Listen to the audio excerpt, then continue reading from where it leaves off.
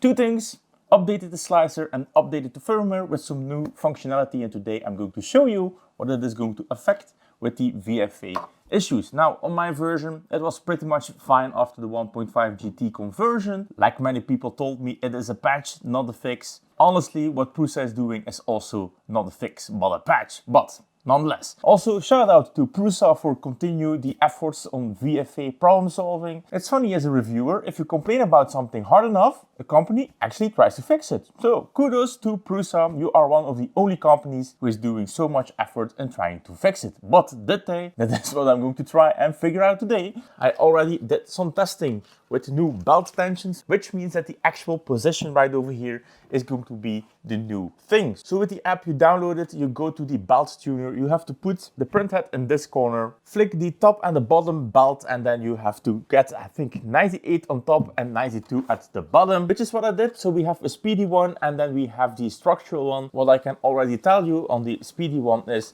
that we get some kind of a cross hatching, the same thing that we had in the previous video, because of the excessive belt tension. Now, this is my case. Not sure if this is going to be your case, but yeah, we can still see that the high belt tensions are influencing the look of my print. Now it is looking fairly pleasing. I would call it a fix when we are looking at the speed profiles. When we are looking at the structural one, I would also call it pretty much fine. This has been printed at 45 millimeters a second, and this has been the speed profile, so structural speed.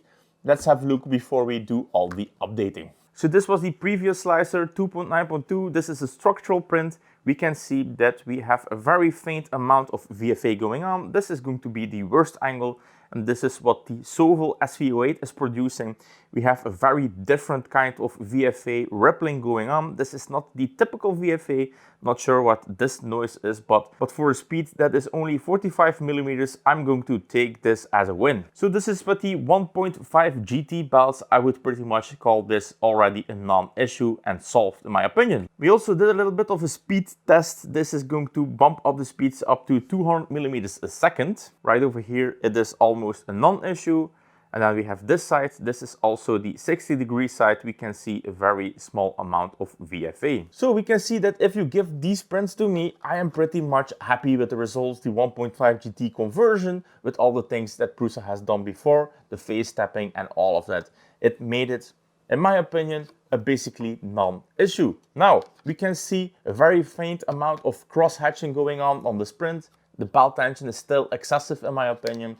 This is something I'm going to tweak after we have done all the things, because we want to have the best case scenario, which means printhead in the corner, 98 at the top, 92 at the bottom, and now we are going to install the latest firmware, install the latest slicer, and see what is going to change. First of all, we are going to start with the slicer and see what the slicer is going to change, because apparently they have done some trickery in the slicer to make the sidewalls of your prints more consistent, annihilating all the VFA that we had going on. So Prusa Slicer 2.9.3 RC1. This is a pre-release, subject to change. I'm going to download it and see what is actually going to change with this slicer. All right, so I have it right over here.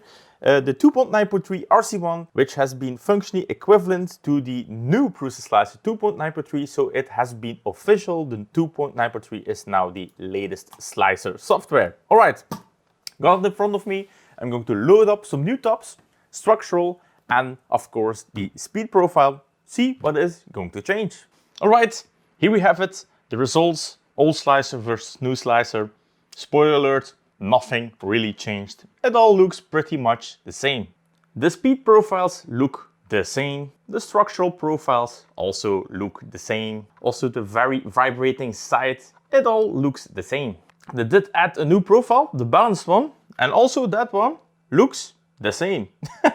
So not a lot of difference between all the profiles, but honestly, looking at this is perfectly fine in my opinion. It's a far cry from what we started with the Prusa Core one. This is well within my acceptance of VFA. It is also a very glossy filament. Only thing left to do is test out the new firmware. They got some cool stuff going on using the LED strip inside to do some strobing, and that way we should be able to tension our belts. All right, let me install the latest firmware and let's look what the strobing is doing and if we are far off from what we can measure with our phone. Alright, here we have it, the alpha firmware. Let's have a look what changed.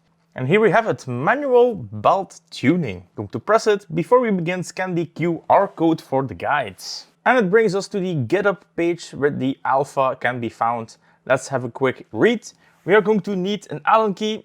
That one is ready. Right now it's prompting me, we are going to calibrate the top belt first. So I adjusted the camera and we can see that the belts are vibrating. Now we can manually tune them. I can see that both of these belts are actually vibrating. Now it's probably going to look very weird on camera, but yeah, let me do the calibrations and see if we are far off or not. So I have done the tuning with the screen right over here, and we can see that we were a little bit off if we have to believe what we are seeing. So there is a range where the belt is moving quite a lot, and there is a range that it will drop off on one side and drop off on the other side.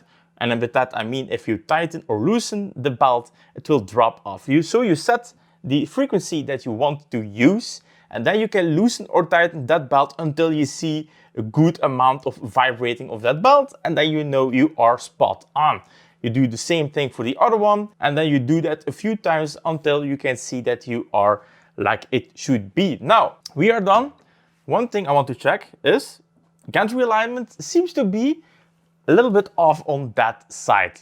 0.5 millimeter, but we are off. What I'm going to do now is grab our handy dandy Prusa belt tuner and see what kind of frequency my phone is actually giving.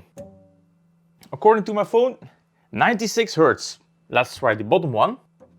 88 Hertz, so we are within the 8 Hertz of difference that they are talking about. Pretty handy feature. We are a little bit down on the belt tension in comparison with the screen. What is going to be correct? I want to believe the printer itself. Phones can be inaccurate. The microphones are going to be different for everything.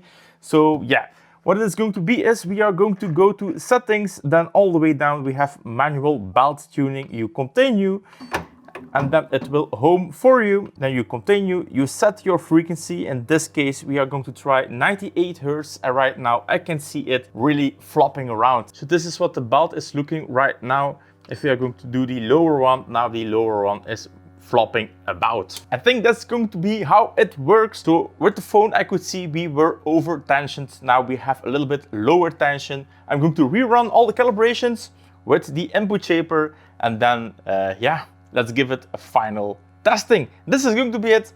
No more VFA testing after this. This is going to be, I think, as close as good that they are going to get without doing hardware changes. In my opinion, we are good to go right now. All right, let me do the calibrations. Redo 2 of these. I'm going to do the speed one and the structural one. Yeah, and see what is going to change or not. Just done the phase stepping calibration. We can see we have a little bit of reduction, nothing major, but honestly the printer is already pretty quiet. So I'm going to take everything we can get. Now time for some input shaping and do some final prints. Here we have it, the last testing on the alpha firmware. We got our speed test and we got the structural one. Let's compare it and see what we are dealing with. Before the changes, after all the changes, and what we can see is pretty much the same.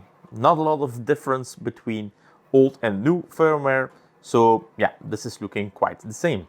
On the sides, I would even say that on the new version, we can see a little bit more VFA than on this one. This is the worst angle, 60 degree. And then on the other side, it is pretty much the same thing. So on this box test, we can see the VFA is pretty much fine. This is for me completely acceptable on the slow speed profile. This is as good as it's going to get, I think. And then when we speed things up, then the VFA just completely gets lost in the speed differences. We can see a little bit more pronounced VFA on the worst angle, but on the other angle, we can see that the speed actually improved it slightly against the normal structural print. This is going to be the other side. You can see a little bit more pronounced, but yeah, this is what the speed profile is looking like. So as we can see, not a lot of difference between old and new firmware. We were pretty good with VFA to begin with. So I did the next best thing, make an actual model with the balanced profile. This is going to include all the fixes, so the 1.5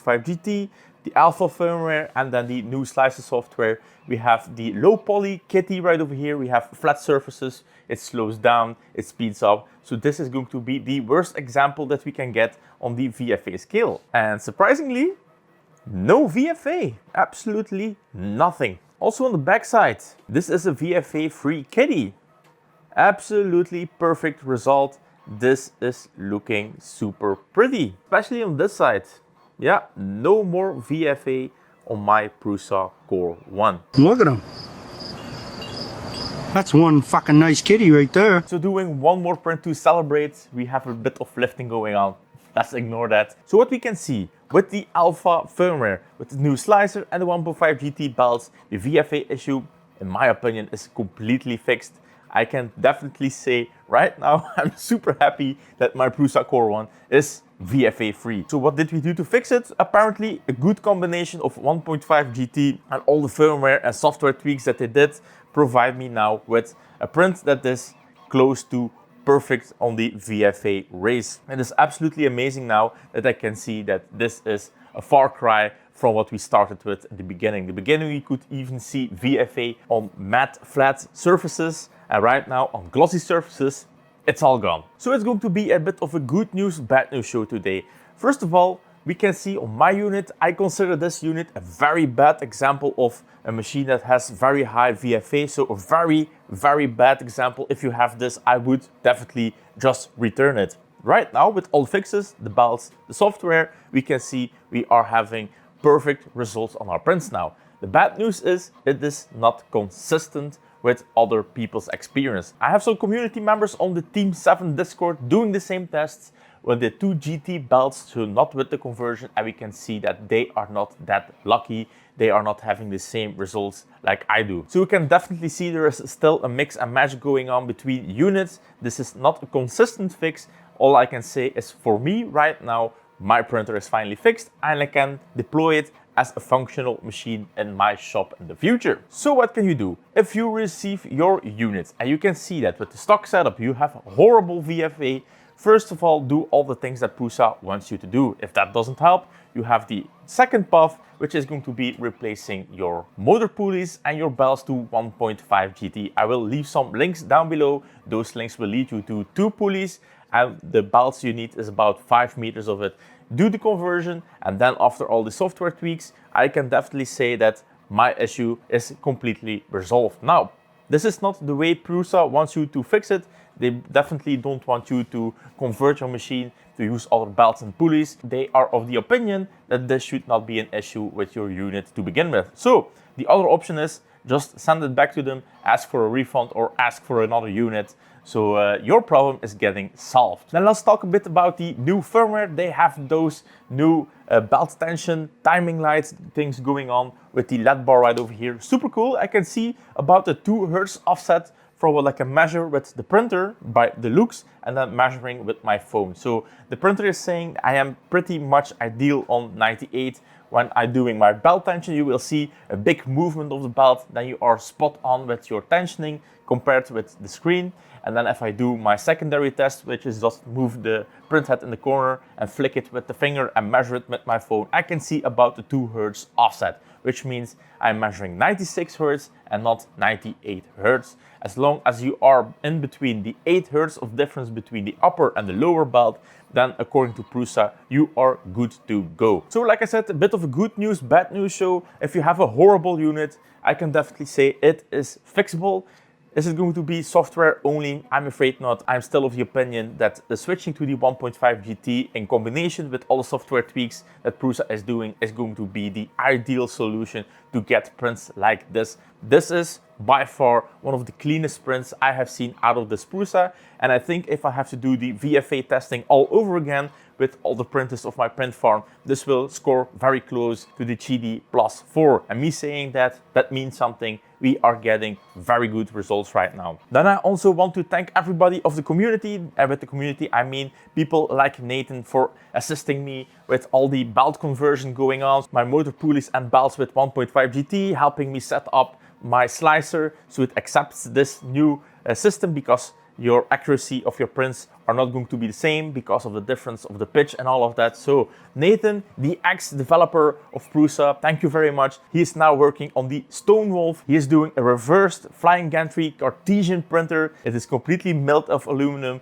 He's doing some really neat stuff. And he finally entered production. I'm going to leave some links down below if you want to visit Nathan and what he's up to. Also, big thank you to the community members that are on the Discords for engaging with me, talking about your printers, sharing your experience, and also Prusa, a big thank you for continue to do effort and fixing this VFA results. We can definitely see with other printer manufacturers, they would just dump you, work on the next printer, and you are shit out of luck with your units. There is still some work to do, but everything we have tested right now is still in the alpha phase, so I cannot blame them if things are not working perfectly. That is also going to be the reason why you would stick with the Prusa. They are definitely behind their product and they are doing everything they can to make sure that your unit is working as perfectly as possible. I have heard it plenty of times that the support team of Prusa is top-notch, and if you want to make sure that your printer is still working and not obsolete in 5 years, they will make sure that you have all the parts, software and assistance needed for you to make your Core 1. By the way, I have also seen my first ever Core 1 straight out of the factory with not a horrible VFA on it. I think it was Frank Bills. I'm going to link him down below. He did a review on the Core 1 comparing with other printers he has. He compared it to Bamboo Labs printers and all of that. And I think his video really nailed it. The Prusa has a market if you don't want to be closed in with printers like a Bamboo. Now Algu being a dickhead about the firmware license thing, cheaty, disappointing people with keeping releasing beta units. We can definitely see that Prusa still has a place in the market, although in my opinion they have work to do. This printer is not super attractive right now. And in fact, I am going to modify my Prusa Core 1 with the index. So if you want to see index on the Prusa Core 1 in a few months, then make sure that you are subscribed. I will cover everything from the installation, software, firmware, and just the basic setup. It's looking not that bad. Now the filament is going to obscure a lot of the VFA, but like we have already established, VFA right now not an issue anymore on my units. Yeah, this is an awesome print. The only thing I can see is we have a bit of a cooling issue. The fan in the Prusa Core 1 is on the weaker side. We can see it right over here, and on all the overhangs also we can see definitely that there is a need for a better cooler. Now with index you could even go CPAP. Not sure how we are going to implement it, but that's going to be a worry for later. My opinion is if they want to do index, the top lid has to move out. If you do that, you have room for some CPAP cooling. Now, let's have a look. This is just the speed difference between this part and this part. Reason why is going to be the bottom right over here. A few inconsistencies here and there, but nothing to worry about. We can also see that the shapes right over here, so all the facets are really nicely pronounced. Also the tail, very nice print result on the tail. Now one thing I didn't mention is these prints right over here are not sliced on my laptop. These have been sliced by my phone, which means we have used EasyPrint from Prusa. On your phone it's very easy. You download the Prusa app, you have printables on your phone, you scroll around, you say I want to print that. In this case I used PLA, and in this case we used PETG. Both of these have been sliced on my phone, sent over the cloud to my Prusa Core 1 because I wasn't even home. For this one I was at the gym working out, and for this one I was at a friend having a beer. EasyPrint on Prusa, very nice. It's a new feature and they apparently open it up to a lot more platforms, so you can also use EasyPrint not only on Prusa printers but on a bunch of other ones. Not sure if Bamboo is on there, but we don't talk about them. Alright, that's gonna be it for all the members. Thank you so much for staying with the channel. These legends right over here are enabling the channel to do crazy stuff in the future. We have a bunch of things planned. The uploads have been a little bit slow, and that has been for a good reason, because right over here you can see I have cleaned up my shop. We are preparing for our print corner, and this time it is for my own business. We are going to buy a bunch of printers, put them in there, and do a little bit of a print on demand or print service for the companies near me. So if that is something that you would like to see in the future, make sure that you're subscribed.